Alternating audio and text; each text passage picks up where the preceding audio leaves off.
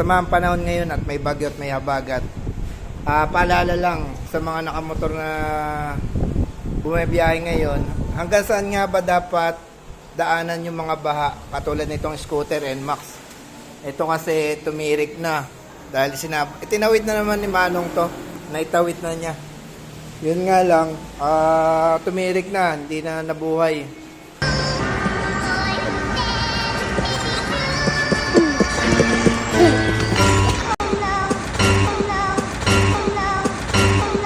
So, upon checking ko, pinasok na talaga ng tubig ang air cleaner. Yan.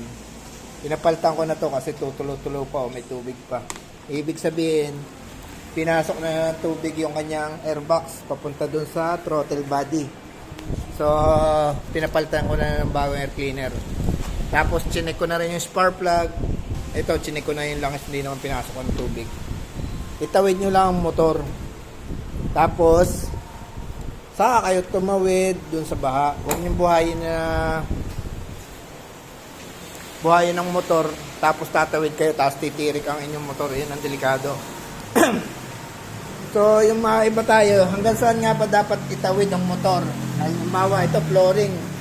Kaya yung flooring, ito ang below sea level ng kanyang unit, yung dimension above flooring. So, kung itong flooring ni NMAX, hanggang dyan lang yung baha. Pag lumagpas sa tambutso at pumasok ang tubig, critical na yan. Ang palatanda na pwedeng tumakbo ang unit sa baha, yung flooring. Hanggang flooring lang po tayo. Ito, papandarin ko na. Ito, subukan natin paandarin kung okay na. Yan, umaandar na siya. Ito, okay na, makakauwi na si Manong.